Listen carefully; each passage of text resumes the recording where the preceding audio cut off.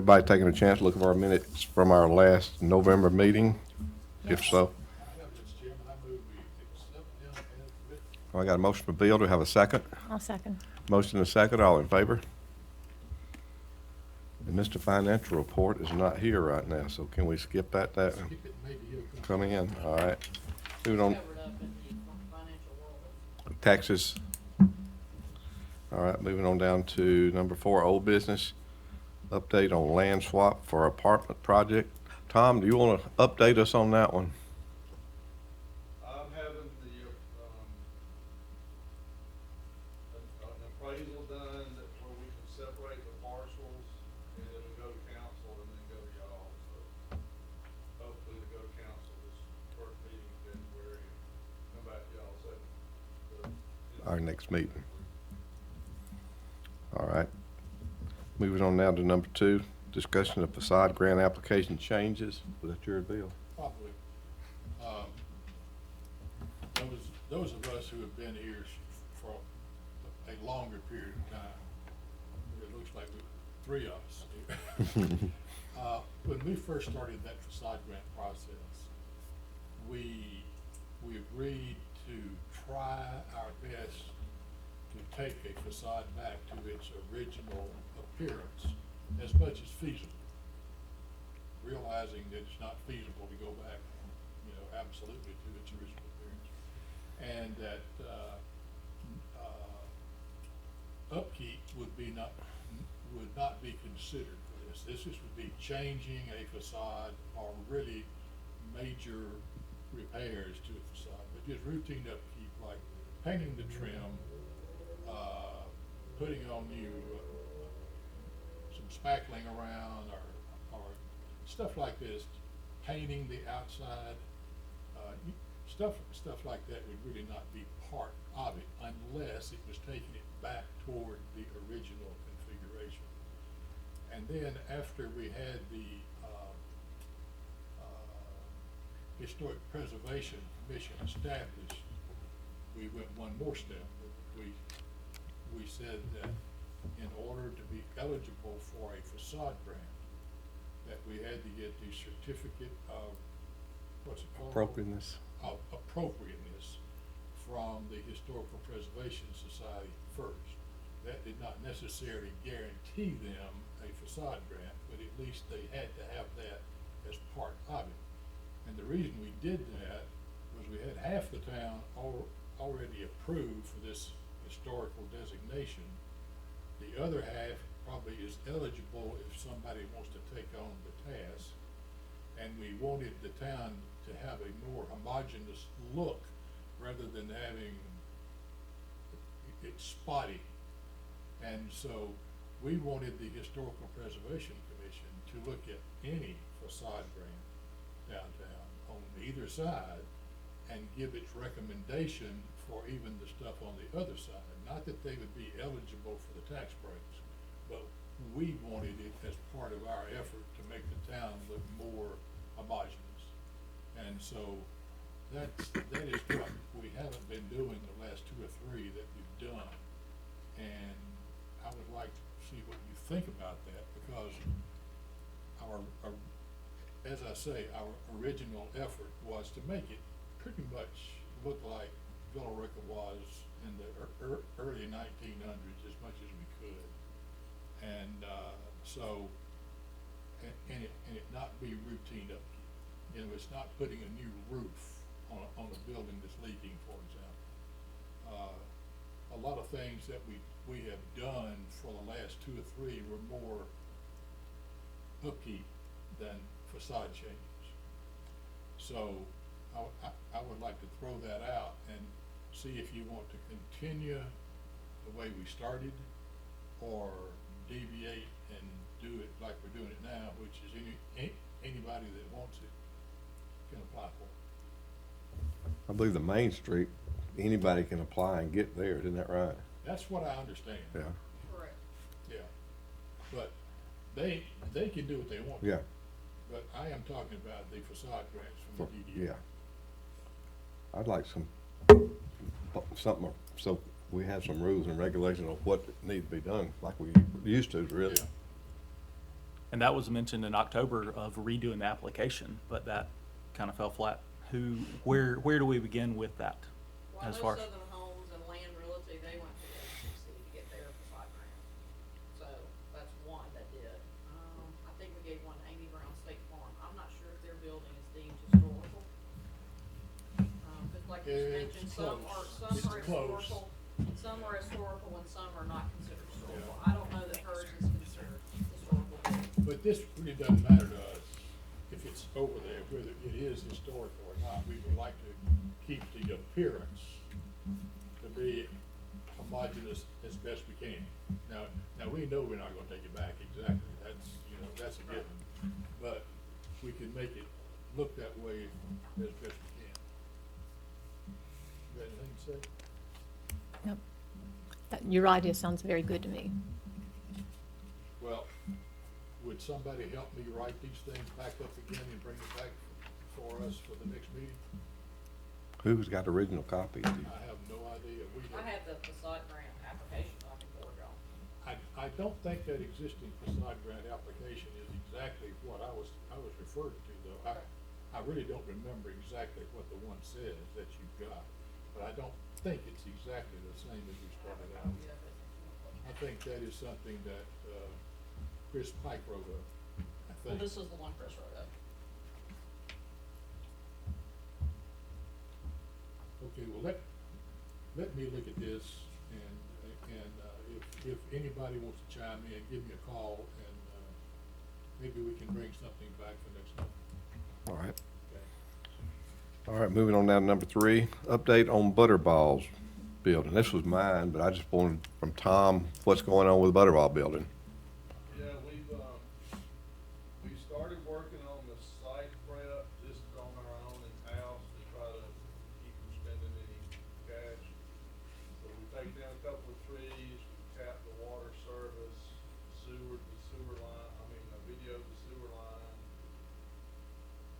taking down the block wall, and we started excavating behind the duplex to bring that site down to the level of the Butterballs parking lot. I think, and then Nick has started trying to figure out what to do with the back wall that isn't brick, it's concrete block with stucco on it, to see if we can remove it. So. there's Remove the some- entire wall, you mean? Take the stucco off. So the building was built in sections or something. It was. So the old part's brick and I guess the newer part, I don't even know, I guess, The last bay was added separate from the other. with the restrooms for the office, the elevated part, anyway, however it got done. There's one part that's blocked that doesn't have a brick face on it, and they stuccoed it, which I don't much care for, so. Anyway, trying to see if we can figure out a way to get it off without destroying the thing. Anyway, we're gonna do that to try to get as much done in-house as we can do, and then we've got plans, we've got designs and whatever, different layouts for the interior, and still trying to figure out what's the best way to do the exterior, because the exterior is terrible. And if we start trying to match stuff, it's not, the brick's not gonna match, and I don't like paint brick. So, I think we're gonna be choosing poison here at some point, where we just take the lesser of the evils and whatever, Well, make the exterior look better. since the mayor's here too, are we really moving toward turning that into some kind of a visitor center? Oh, yeah. We are. That's the idea. That is definitely in the plan. Yeah, the site plan that we've got would have the entrance off of Montgomery with some parallel parking on Montgomery, and then you would drive by the west end of the building, have a drive-through in that wall, and then you'd have a little parking area behind the duplex, and you'd exit out on Bankhead. So we can put the welcome center in there, we could have, one bay with some kind of retail in it that would have a drive-through, if we could go that route. it's And- just not that, when, you know, you think about what that space is, the space is like 90% visibility and 10% site facility. You know, the site's awful, you can't get much parking in there even with the duplex added. You mean know, the subtracted. building's only just however many thousand square feet, it's chopped up, the floors are not the same elevation. Life's tough, and It's pretty, it's a reason it's vacant, nobody's wanted it, you know? It's just the location, that's all, it's just highly visible. yeah. Do you happen to know off the top of your head the length of the lease associated with that sign on that piece of property? I know, ladies, didn't it get renewed when Chris was here? It did, but I'm not going to link with it. We've got it someplace, I've never seen it, but.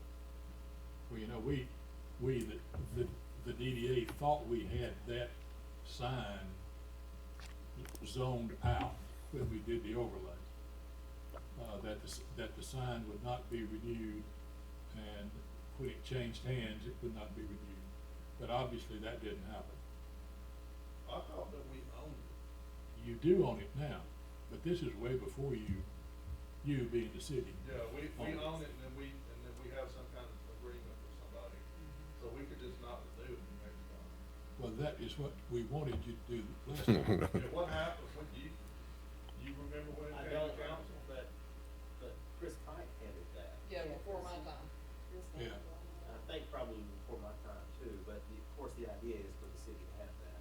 Yeah. It was for the DDA to have it, but when that all Right. went south, then, we stepped in and Yeah, well, part of that overlay, when we were working on, what kind of businesses and so forth we would like to have in that defined area, we specifically did away with that sign at the next renewal. It would not be renewed and torn down, mainly to generate some more parking in there, because that sign, although it only takes up that much space, when you start backing cars around in there, that multiplies many times.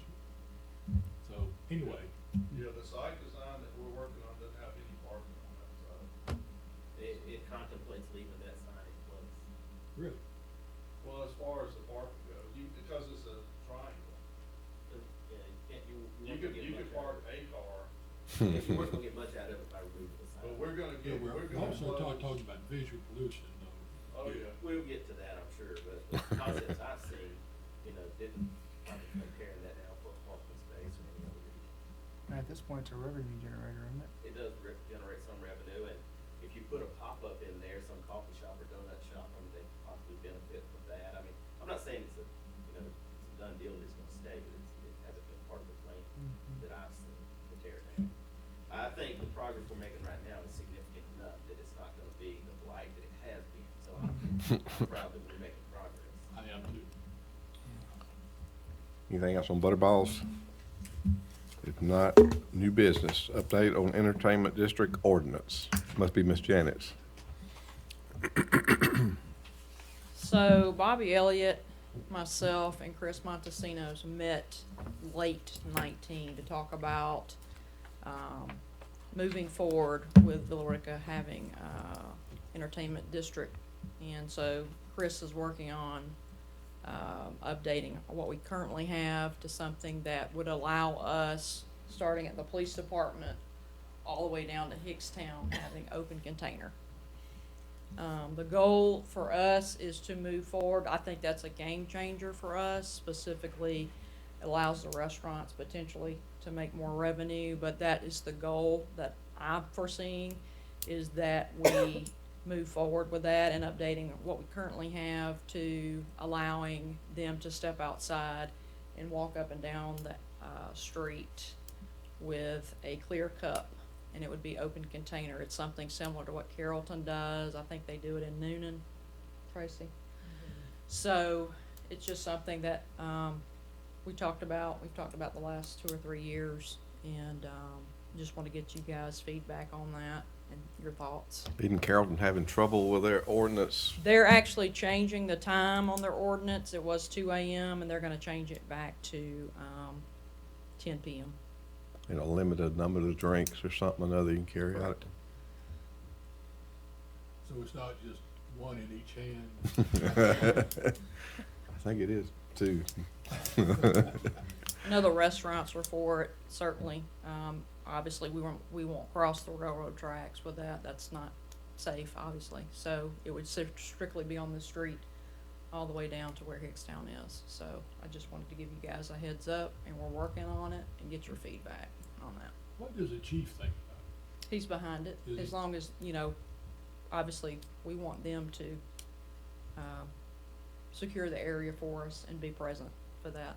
But I talked to him before I even went through the process of trying to update the ordinance. We had a conversation.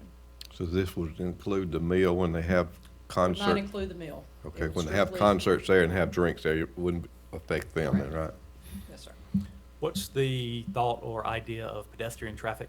Keep them along Main Street or go down Temple Avenue?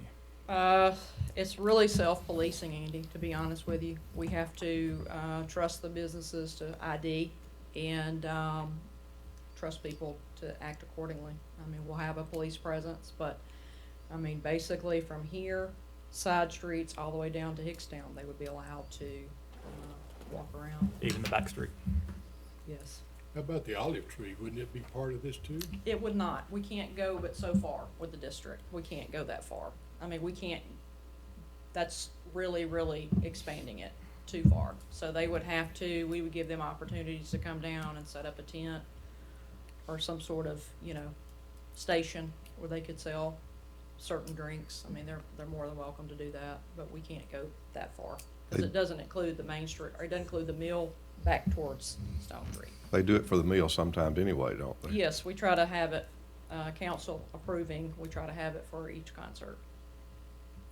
So what is the idea here? Just to have somebody out walking around? Give the With a drink. patrons of the freedom to walk around with alcohol. I don't feel that it's gonna be what Carrollton's getting into because most of the restaurants are closed by 10, 11. Correct. Yeah.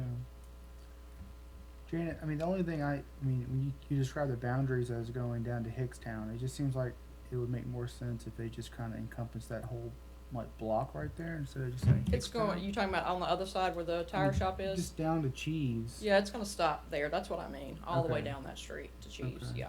So basically from Carroll Road down to Cheese. Mm-hmm, Okay. Just on Main Street, yes, sir, not on the other streets correct. back in behind. I mean, that's the goal. Am I gonna tell you that people aren't gonna do that? No, I can't tell you that, Wow, right. well, I'm surprised. So how far along is this? We're pretty close to finalizing it, and then at some point, probably the last meeting in February, we'll take it before council for their approval. Any questions, comment from Janet? I think as long as the chief is comfortable with it, I am comfortable with it. Okay.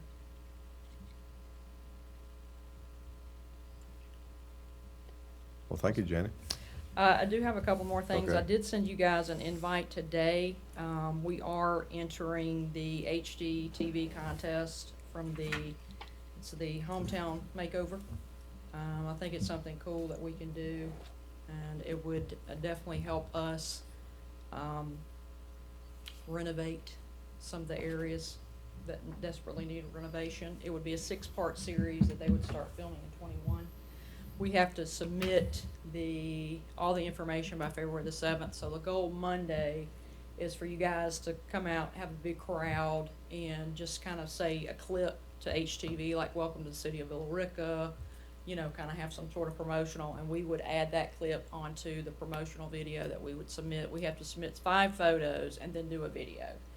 So that would be part of that. So I think it'd be a really cool thing for us, name recognition. Obviously, we need some renovation to certain areas in Villa Rica, and that would be cool. This is a huge show. I know I watch it all the time. I love to watch renovation and refurb shows. So we're gonna do that. And then I think I sent you guys an invite for, we're gonna start doing, rule zone training workshops, and I think it's key for you guys to attend. Rules on what now? Rule zone training workshop. So I handed you were awarded this grant in October of 19. I think it's important for you guys to come to one of those workshops to educate yourself on kind of what it is, what we're doing. Ron, our planning and zoning specialist, and myself, kind of doing an hour and a half Cliff Notes version. It's a lot of information, quite frankly, but we're gonna try to Cliff Note. We did one in December with some of the banks, some of the CPAs, and some of the real estate agents, because they might be our front line when it comes to, I wanna start a business, do I have the money, so on and so forth. So that would be our front line people. So we had a December meeting with them. It went into effect January 1st. So, if you guys are able to attend, we'll probably try to do one once a month, but the next one is this Wednesday, from 9:30 to 11 a.m. at Uncorked. So you guys are more than welcome to come and, learn about that grant. It's good, it's a big get for us. It's a 5-year deal, and, I don't ever turn away free money, so we should definitely take part in this and get more, get all the businesses involved that we can and get them, educated on it. So are you saying this Wednesday from 9:30 until 11 at Uncorked? Yes, ma'am. Okay. Janet, Yes. so the one back in December was focused on banks and real estate agents and so forth. We just but did an this one is- initial introduction to Okay. those folks and wanted to let them know off the top. We actually that was recommended to us by the DCA when we went to the training workshop. Get those folks in first, those are your Okay. frontline people, and then start having one maybe once a month, every couple of months, and educate your Just the community. general, okay, Yes. so from going forward, this is kind of general theme then, Yes. okay. Along in this same line here, the part of Main Street, beyond the corner up here, back toward Hickstown Brewery, it's essentially empty, or about half of it is empty now. And it's all in this zone that can get these tax credits. Mhm. Is there a publication or a source that someone can go to if they are interested in doing that? We have all that information on downtownvillarica.com. It's under the, I believe it's under the grant tab. Okay. And it says Rule Zone, and it has all the information, all the applications, what it is, how Yeah. you can apply. This is a little bit more than that. I am trying to put into words here. When somebody is putting a large project out to bid, there are places where construction companies can periodically go and see the entire list. Is there such a list out there? Yes, we have that. And we can put it online. I think the document is quite large, and it wouldn't let us upload it because it's several pages back and forth. But if they're interested, certainly feel free to come to the Main Street office. I'm happy to print them a copy of who qualifies and who don't. How would it, let's say I was interested and I lived in New Jersey. How would I know it's there? I mean, go to villarica.org. Yeah, but I've never heard of Villarica. Right. I mean, we try to put it on social media, we're trying to put it on the weekly newsletter, we're trying to put it on the Main Street. It's on my Main Street newsletter right now. I mean, I guess you would just have to type in Rural Zone, and Villarica should certainly pop up, because we're on that list. I see. Yeah. I mean, Bill, I think And if you it's can go to someone the from New DCA Jersey website. or outside the state is gonna invest in Villa Rica, and they're gonna do some matter of due diligence, go to the basic city website and get information. I mean, there's only so much. This you is can to feed start 'em. the process, Right. not to find out things. If I just thought I would like to do that somewhere in the South, Yeah, yeah. right. But, Well, and the rural zone's a statewide program, so if they're looking for rural zone credits, they're looking for rural zone cities, they're gonna probably start with a state website. See, oh, look, here's a list of them. Villa Rica's one of them. It does say that on the Wherever- state wherever website. else, you If know. you click on Rural Zone, it'll pull up the DCA's website, and we're listed on there as a Rural Zone city, because there's like 20 total. They just started this program like 3 years ago, so. okay, have you known of any town or anybody anywhere that, excuse me, has done a short study on the benefits of a specific project, say the project down here that we're talking about right here has, if we hired somebody to look at it, what would it take to fix it up like you would really want it to be fixed up? What would be the tax benefits of that particular project? And put that information somewhere out There there are that's available. examples, I think, on the, impact. our website that list examples. I know Valdosta has an example of a building they did. That's kinda in the packet that the DCA provides. So there's some examples of towns in the state of Georgia that have had successful rural zone projects. So yes, that information is on the website as well. And they just have to click on the packet. I mean, it's a 65-page slideshow. Well, not many of us are gonna read 65 pages on it. It's within that, though. I mean, if you wanna find out and you want the money, you'll dig to get it, in my opinion. But there are examples of towns that have been successful, yes, Okay. for sure. Valdosta, I know, has had a lot of success. They use them several times as a reference in Well, our it's, training. it is one thing to show your success, which I'm all for that, but it's another thing to point out what needs to be done that can be successful. Right. There certainly are, I know at least 3 examples within their thing that shows cities that were successful doing it. Okay. Anything else for Janet? Thank you. We'll move on down to number 6, public comment. Mr. Chairman, this is not public comment. I just wanted to make a statement about Andy's expanded business over there. I noticed today that he is gonna double his space. Good for you, Andy. Congratulations. And, so, I have known Andy for a long time, and he has got a good business going now, and this will double his space and probably double his business, double the traffic and everything with it, so I just wanted to congratulate him. Who's moving out? The hospice relocated to Carrollton, and then Sheila Moved out. moved down. Sheila Corn. And so Andy's gonna have the 2 middle Good, sections good. there. Nice. Congratulations. Thank you. Any public comment? Items for future agenda? Executive session, have a motion to adjourn, So moved. have a second?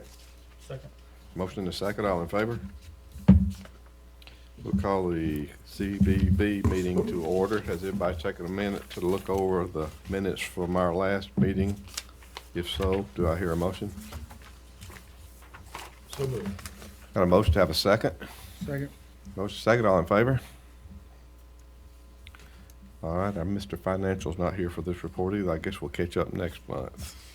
I don't think there's much in this account anyway, were there, Tracy? This account, our account. Oh, but, I'm in the wrong account, that's right. This one I don't keep Yeah, separate. I'm wrong account, okay. All right, moving down to number 4, old business. Discussion of CBB D&O insurance. Was that Mr. Carl, or was that what? Well, Carl, yeah, Carl, sure.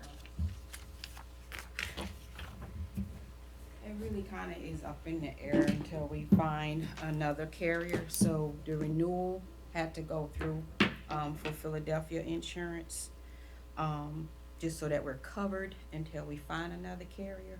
So Stacy had someone looking into some information for us.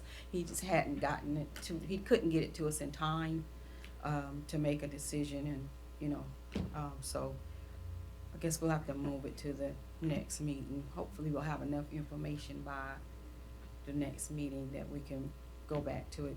From what I understand, we should be able to cancel with this policy without any what's the word? Penalty. Thank you. What is from D&O insurance? Directors and officers. Director and officers. officers? And what does this cover? From my understanding, if we get y'all get sued. If we're negligent sued. or we do something wrong, make a decision that's adversely affects somebody and they want to sue us over It it. might. Do we have the same insurance coverage as a DDA? Yes. Well, then why should we double up on insurance here? 'Cause we're two different It's boards. two different, two Yeah, different. but it's the same people. Right, there's but it's different still two entities, though. separate boards, though. You still have You can't, exposure. you gotta have two different. Okay, And we've had trouble out of this insurance, so we're looking for another one, right? Yes, indeed, They say they didn't get the payment, but they cashed the check, so that's a problem. yeah, And then 3 weeks later, yeah. It's just been constant. Yeah, it's been a mess. Tracy and I've been. so we'll bring that up at our next meeting then. Yes, I think we should. All right. We should have something to report by then, for you all to look at. All right, discussion on increasing authorization spending limit. I That think your- that was Carl, so I think my spending limit to approve like advertising is $1,500. Quite frankly, I mean, that's small for what we do. I mean, our, stuff we do with Billerica News and Views and Temple News and Views, Chapel Hill News and Views, their distribution went up, their circulation costs went up. Yep, so it's averaging $1,800 to $1,900, so I can't approve it. You guys have to approve that. So I think that's what he was gonna talk about, approving my spending limit from 1,500 to 2,000. Do we have to discuss that now then, if he's not here? Or do we have a motion for her to? what is the total budget? That's a What- Carl. I don't know if you know. I would like for Carl to be here to answer some of these things. See, I have my estimated budget, I think it's 130, isn't it? I think the amount that the Moco gives CBB is like 144 or something like that. So that's our estimate, that's our, But what we have budgeted for advertising, we would have to ask him. And I So- can tell you what I gave to Carl, some of what I was doing, last year and this year. So, where is it? So advertising came to sponsorship registration, advertising. So totally, and that was just additional added, well, it was like 70,000. Cause when we added up what we do with Chapel Hill News and Views, our billboards, those are our biggest. And, but this year was added for a new visitor's guide. So that's why it's so high at 70,000, like next year wouldn't be that much because we wouldn't be redesigning the visitor's guide. But, That's what y'all approved for, what, 9,000 or 10,000? right. So that we put 11,000 for that, and then the Chapel Hill News and Views is like 22,000. And the billboard JHC, that's 6,000, cause that's really just, that's a really good deal. We only pay like $400 a cycle for that. Then everything else is kinda running around 1,500. West Georgia Woman is 3,000. But sometimes we get other opportunities to advertise with different magazines or something, and it could be over 2,000. And a lot of our also, our promotional items that we use, sometimes it's over the 1,500. So that would help. on your advertising, specifically, what do you try to hit on those advertisements? Group and leisure travelers, especially leisure travelers. We're hitting the southeast. We're hitting this. Our biggest market has proven to be South Georgia, Alabama, Tennessee, and so we try to stay in those markets. We have the window clean now at Ringgold and Tallapoosa, and that's $1,200 a year for each one. So the leisure travelers, that's been a big market. That's a big market, and we're trying to get into we're working diligently in the group market. Matter of fact, Wesley and I did the motor coach show together last year, and we got some business coming in April to the Go Museum from that show.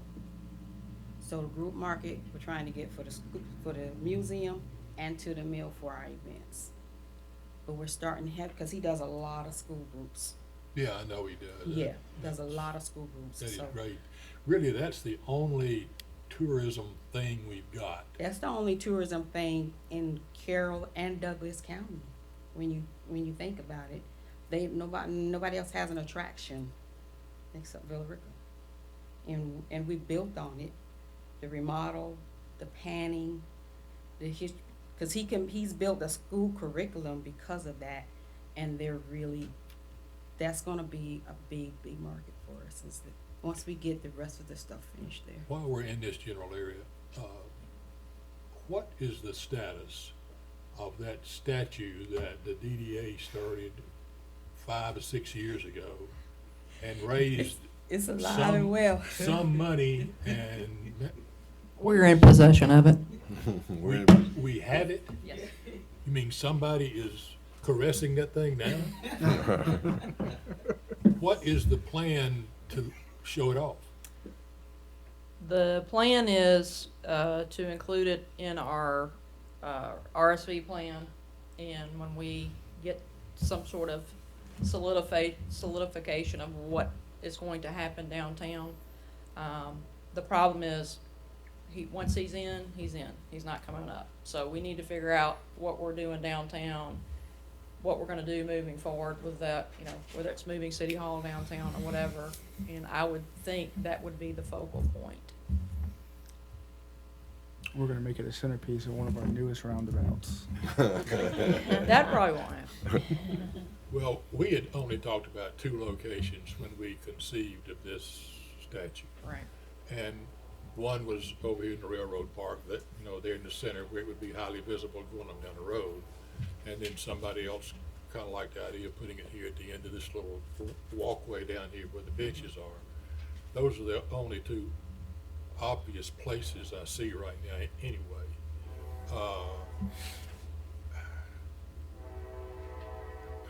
What kind of time frame do you think you may be talking about here? We can't wait forever to do something while everybody is changing their mind because they didn't like what the last person said. That's above my pay grade. Is Mr. Barber the one to ask Yes. that? Yeah, I mean, there's no real solid plan for how downtown is gonna evolve out of where we are today, so. Yeah, I think your guess is as good as mine.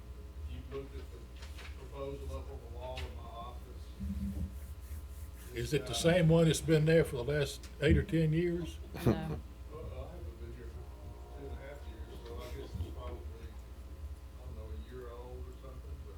I'll have to come look at I mean, it. it's changed a lot, that what we're thinking now has changed a good bit even since a year ago. Right. We don't have the money to do anything twice. So whatever we do, we have to get it right the first time. Well, you say once it's in place, it can't be moved. Now, what is the weight of that statue? Do you have any It idea? is very heavy. Yeah, well, it's heavy, but Huge. there was an article in the AJC this weekend about the Big Iron Horse over at Athens. Mm-hmm. And I used to live in Athens. I saw that thing every time I went deer hunting. Right. And they are proposing to move it now back to the campus. And it's like a 9-ton horse that's 12 feet tall. Now, this thing is not nearly that big. Athens has a different tax bracket than we do. I They understand get that. like $27 million from the university. I So- understand all that, but I don't really believe that this thing couldn't be moved. I don't recall exactly, the specifications of it, whether it was 5 feet tall or, or whatever. But if it's sitting on a slab and bolted to a slab, then you can certainly move a slab with enough muscle behind it. And I would like for you to consider us getting that, because it'd be the only thing downtown that they can advertise for people to come see. You wanna come see a Mexican restaurant? You wanna come see a Cajun restaurant, you wanna come see, you know, hey, here's a gold miner statue. Anyway, I'm just sharing that with everybody. So back to the discussion of increased authorization spending limit. You want to hear what Carl said when he requested this item? All right. He said, I have one thing to add to Monday's agenda for CBB. I would like to discuss increasing the spending limit for expenses that CBB staff can approve without prior board approval. Currently, the limit is $1,500, and some of the regular advertising bills are starting to be over that, limit. That was his. I would just like to know kind of what the median or average, I guess that would be the mean, advertising per publication is. Then maybe get an idea of how far we put the authorization. Say again? Probably $1,800 or $1,900. Okay. Because like the visitor center, the brochure that we did, that was kind of a outlier, right? One-off. Yeah, okay. Thank you, ladies.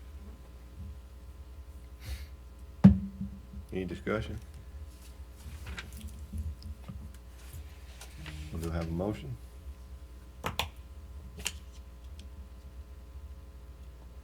Motion for, Increased spending. oh.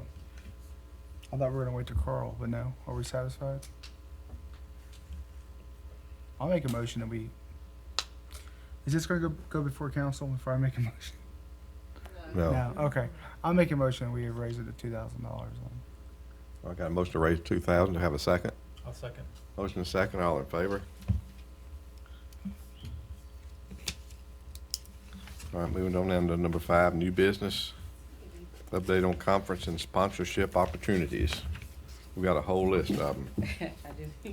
I just want to give y'all just a general idea of what I'm doing this year and some of the method behind my madness. So, I don't know if you know, the governor has initially reduced the tourism budget by $800,000. So all of our co-ops and ways that we could advertise in print media without having to spend a lot of money is gone, out the door. So, and working with the tourism department, trying to find other ways to advertise, and the budget is going to be cut again from what the legislature said.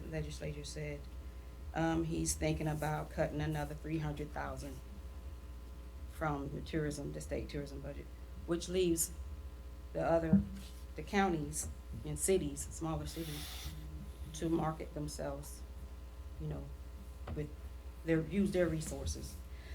So, whereas I did Columbus and West Point State Visitor Centers, it's come to my attention from the Sister Center manager in Ringgold that Valdosta's Vic manager said that people are coming and wanting to come to West Georgia and avoid Atlanta. So they've been asking for more of us, the West Georgia, to get to Valdosta. So I think that'll be a good market, because South Georgia has been very good to us. When I go to Perry, Wesley's numbers are up because at the Ghost Train, we've seen our numbers up at the Mill Amphitheater's events last year. I did Savannah. Savannah is a huge market for us, and Perry. So South Georgia is really good for Villa Rica. So I want to keep South Georgia and just enhance South Georgia by going over. I'll do the Valdosta, and then hitting South Carolina coming from 85, I'll do Livonia instead of doing West Point and Columbus, which Columbus just really hadn't been a good, you know, we got some, but not much to keep on. Augusta is also we did that last year and found that was a good market for us as well. And so this is just kind of a list, and sponsorship opportunities for us. Georgia on My Mind Day, those are free. So I try to get it, and when I say going to Valdosta, it's Georgia on My Mind Day. So it's just travel. As far as paying for registration or anything like that, it's free. But we want to sponsor Georgia on My Mind Day in Ringo. We get a lot of people coming from Tennessee to Villa Rica. They stop at Ringo. That's been a great center for us, as well as Tallapoosa, which is, right down the road really. So, sponsoring Georgia on My Mind Day in Tallapoosa, Georgia on My Mind Day in Ringo. And then Douglasville is hosting the Regional Visitor Information Center Conference this year. So we're hosting, it's gonna be about 120 people all told, I think, at the Gold Museum. So we set aside $5,000 in sponsorship just to pay for everything pertaining to that. But it's good to get people from around the state to Villa Rica. And because it's cross-marketing, that's gonna keep us growing in tourism. And as long as we keep our tax monies up from tourism, that helps every household. So according to the state, if we didn't have tourism in Villa Rica, in Carroll and Douglas County, so every Douglas County household saved $389 last year, and every Carroll County household saved $299. So it's working. We're getting there. And I know you heard about all of the people we had at the mill last year. We want to just keep capitalizing on that because it helps the businesses down, it helps the hotels, and it's working. Just gotta keep at it. A lot of work. The hotels actually sold out every concert. Every concert from Thursday through Sunday. Hmm. From Thursday through Sunday. Well, that's nice to know.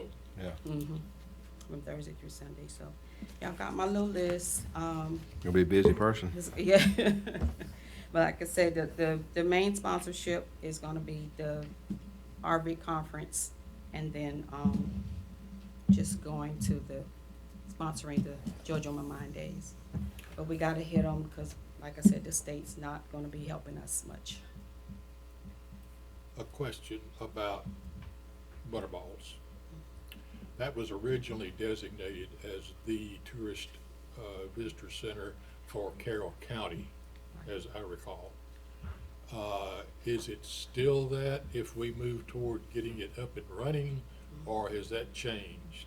Well, Carroll can't be an RV because we are. They had the opportunity and they didn't take that opportunity. So that's a designation that's still valid, Right. but we have not acted on it as far as Butterballs is concerned. Not as far as Butterballs, but we're an RV because But- we're where but we are. You are where you are. Right. You're just not as visible as you need to be. Right. But with the name on the building, it's helped a lot. As I a bet. matter of fact, like a month after we put the name on the building, the big manager from West Point was coming to bring something to me. And she was driving by and the guy, her coworker was in the car and he said, "There it is right there." She was like, "Where?" And she looked over and was like, she said, "We could see you from the road now." So that's a big plus for us. Okay. And people have been finding us from Fairfield. They can now see it. So and if we move to Butterballs, it'd just be a benefit. Oh, yeah. Mm-hmm. But that designation for the center for Carroll Carroll County. County It's is still valid. right. Okay. Because like Carrollton can't do it now. Carrollton, okay. So we're the first RVIC once they cross the Alabama line into Georgia before Douglasville. Is that advertised elsewhere too, or is it just by you that it's advertised? That we're a regional. Hmm. I know the state. It's all on the state website as well. Yeah, so they can. Anybody looking for information, it has the state VIX and it has the RVIX, which is what we are.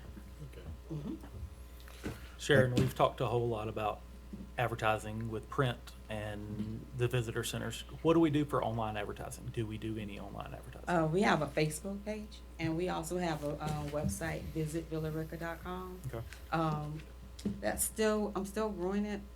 the website. So had to get a lot, we launched it, it got launched a year after Chris left, I think maybe it was that fall, but, I got all the information on there, got a lot of information on there. I'm just trying to get people to it. I need more traffic to it. Well, that's what, I So, mean, you know, Google AdWords and things like that you can Yeah, actually so- use sponsorship money towards, so I Mhm. didn't know if you actually had that built into any of your advertising. That's still a work in progress, but we get a lot of feedback from Facebook and the Georgia Travel Guide that we advertise in yearly, and the Atlanta Tour Manual that we advertise in yearly. We get inquiries from the Georgia Travel Guide, monthly inquiries, people asking for information about Villa Rica. That's why we wanted to redo the brochure, because it was real just a trifold and it was very, very basic. But the new one has the restaurants, it has the shopping, you know, the brief history of Villa Rica. It's more of a visitor's guide now, instead of just a trifold general information. Thank you, Sharon. You're welcome. Moving on down to number 2, presentation by Mr. Wesley. They wanted me to come talk to you because we've been busy out there, and I don't know how much you know about what we've kind of been up to. I was instructed to come out of the woods periodically and let people know what we're doing. That's exactly their words. No, it's come off of the mountain. Come off the mountain, I'm sorry. So we've completed that massive renovation, and I encourage everybody to come see that. We basically gutted that museum and rebuilt the whole inside. We've specifically focused on outreach. We've been extremely aggressive with trying to hunt down people to bring to the museum. Sharon mentioned briefly going out to the motor coach conferences. We should have tens of thousands of school kids that we wouldn't normally have had coming to us this summer. And what we realized was we're going to rapidly outstrip our infrastructure out there. So we've been trying to build to catch up to where we're going. So the renovation was more patching a bullet hole. We had some major issues with the structure and the site, a lot of safety issues, and we fixed that, but now we're getting ourselves prepared for that next leap as we go forward with all the people that we're expecting. I don't know, there's been a lot of talk in the community about the state of our animal exhibit out there, and basically we're correcting what was a huge black eye for the city and making it something we can be proud of. We're doing a lot of demolition out there, but we're also expanding that. And one of the things that we're getting into in a big way is agritourism. So it's an area that hasn't been exploited to its full potential. We've installed an apiary out there, so we're actually keeping bees. And I was going to bring some of my friends with me tonight, but it was too cold for me to take them out of the hive. So sorry. Every time I talk about bringing them anywhere, something seems to happen. But you know, we've got about 120,000 extra employees out there, and they're all busily working away doing things. And so we'll have products that we can actually pass that around, please. Get our name out there. We'll be able to make things with that. That'll become a hands-on kind of experience for these school kids and these groups that we're talking about bringing in, seeing us processing this. And there's a lot of opportunity for grants and partnerships with the state at a much higher level because of the agritourism. We're also going to reopen the farm with traditional crops and maintain it in a way that makes sense and is safe. This is in addition to everything we're planning on doing with the facilities on the site. So we've basically rebuilt our entire depot, expanded it so that it can handle more passengers, all with the idea that we're going to be more popular going forward. And the evidence for that was really our annual events this last year. The Ghost Train and the Winter Wonderland blew the doors off of all previous records, something like 86 or 83% growth in just that one event, which is huge numbers. We're about to gut and rebuild our panning shed out there, and that of course is another example of us trying to fix infrastructure that's slowly but surely degrading, but we're gonna rebuild it in such a way that we can handle more people than we've ever had before. So, we're moving in the right direction, slowly but surely, fits and starts. But I encourage everybody to come out there and see it, because if you haven't seen it in a year, you will not recognize the place. It's been that big of a change already. We're trying to do most of that work in-house, pass along as much of the savings straight back to the city as we can, but it's a tremendous amount of work. Wesley, what's your hours of operation now? So we are 10 to 4, Tuesday to Saturday. We're not open on Monday or Sunday. One of the very first things I did when I got here was we looked at our visitation, and there was no point in us even being there on Sunday. Now there's staff there 7 days a week. I mean, we were closed today, and I was there half the day with the goats. But there's always somebody there feeding, taking care of animals, doing something. I apologize, you've heard it, you're gonna hear it again. We're more like a state park than we are a city park. And we've got people there in and out constantly all the time dealing with something. There's always some issue that has to be resolved, so. We have another element, that's gonna help the museum with, Georgia Brown, Department of Agriculture is making revitalizing, the, Highway 27, Georgia Brown Trail. And because, Wesley's gonna be having a garden out there, he already has the bees. And the bees. Out there, he can, be a part of the trail, because you sell Georgia Brown products, you will be a part of the trail as well as Concord and Hickstown. So that's another tourism element to bring people in, to spend money there. And it's also something where the competition is not so ingrained and ferocious. So if you consider attractions, yes, we're the only attraction, but we're also, 18 miles down the road from Six Flags, and so there's some pretty big boys out there in terms of sharing attraction, but they can't do what we do with school groups, and they certainly can't do what we do with that personal interaction in the museum, or the hands-on stuff with the bees, or you know, that personalized experience. So we're just looking forward to continuing on. We're gonna make some changes in our annual events in the upcoming year. Instead of us working with a vendor, it's gonna be all in-house. So all of that growth will come straight back without having to be split to go all over the place. It's just a continual process, and that's kind of where we're at right now. Wesley, how many, special events do you anticipate having out there? I happened to see in the paper this week, I think you were having a Jeep show coming Oh up. yeah, that's gonna be Something in May. along those lines. So we've got smaller events, but really the big ones are we do an Easter event. We call it the Ultimate Easter Adventure, and that's because we've got some fiendishly difficult egg hunts. We do the Cowboy Festival, which is always in April as well. That's extremely popular and was kind of a surprise for us when people responded to it the way we did, or they did. We do the Jeep Show in May, and we do Ghost Train and Winter Wonderland, and those are the big ones.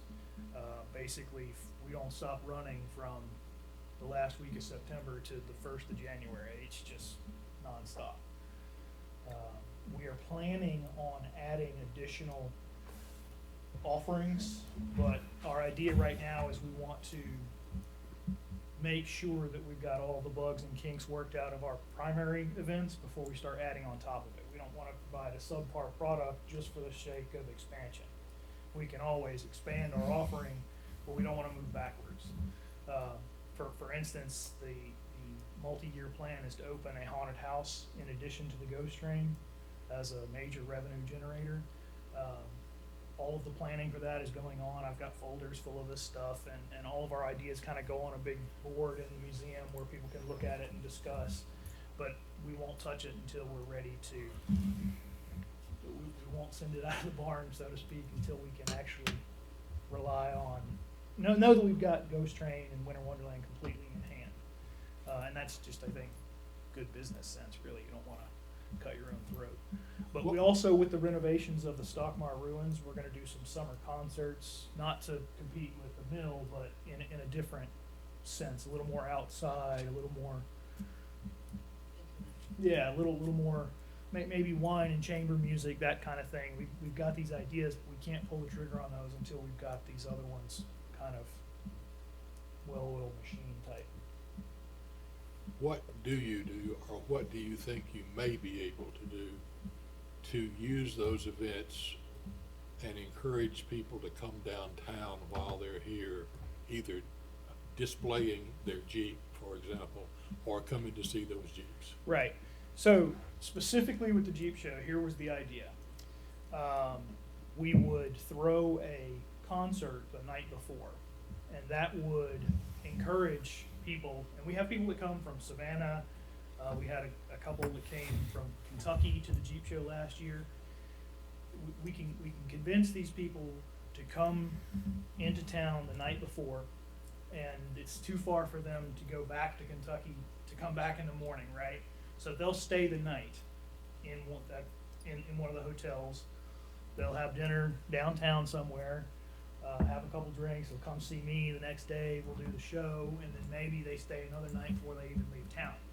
So the idea is that not only are we a draw in terms of somebody comes down to the museum, they spend a couple hours with me, and they pan for gold, and they look at the goats, and they have a good time, ride the train, and they leave. But the museum can also function as an anchor to get people spending in other businesses all over the town, not just downtown. I mean, it benefits the gas stations and everything else. Well, what specifically do you plan on doing to facilitate that, though? Let's just talk about the Jeep show, because it is probably one of the easier ones to talk about. People that are going to display Jeeps and people that are coming to see the Jeeps, are they all the same people?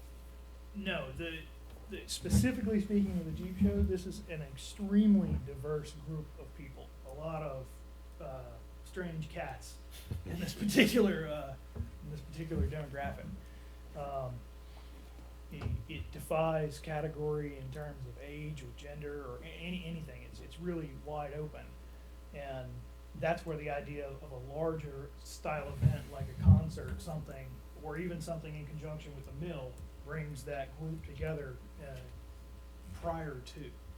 So I'm omnivorous, right? So I'll anything that we can work in terms of a business downtown that wants to have a special trophy that they give away, or a special some kind of a special interaction with any of our events, we would be open to that, because it shouldn't be viewed like the museum is way out in the woods someplace disconnected from the town. I mean, it should be an anchor. It should be drawing people like a beacon into town. So I don't have an exact list, but I'm open to just about. You can ask these two. The crazier the idea, the more likely I'm going to give it, because that tends to generate a lot of attention. Well, just putting the brochures that she is putting out at the visitor centers, putting those out there, highlighting the downtown would be easy enough to do, for sure. But they could be there all the time. We've found that once we get someone in front of us, we function very much like a state park. You go into a state park and you ask, hey, where's a good place to get lunch? Where can I get X, Y, and Z? And we're like a second tier visitor center almost in that respect. And we try very hard to make sure that we send people back downtown and everything else. With the Jeep show, it would be great to have a convoy that starts at the museum and ends downtown. I mean, you bring them down here and turn them loose, and you know, the RPD might not like that idea so much, and bring 100 Jeeps downtown, but it creates that buzz and that visual, and it generates a lot of social media attention. There's plenty of ways that it can be, that directed attention to the city itself can be made. Okay, thanks. Any more questions for Wesley? I really do encourage you to come see it. It's even when I walk out of my office, sometimes I'm stunned by the change. So, We're excited because you actually can see the pouring time there, so you can, yeah, we cannot emphasize the amount of just sheer physical labor that's gone into changing the direction of that place out there. So we're heading in a good direction. We're just gonna continue to punch along that line, so. Well, thank you for your time, Leslie. Thank you. Thank you. Thank you, Russell. All right, moving on down to number 6, public comment. Item for future agenda. Executive session. Have a motion to adjourn. So moved. Have a second. Second. All in favor? Ken, do you have enough to ride on tonight?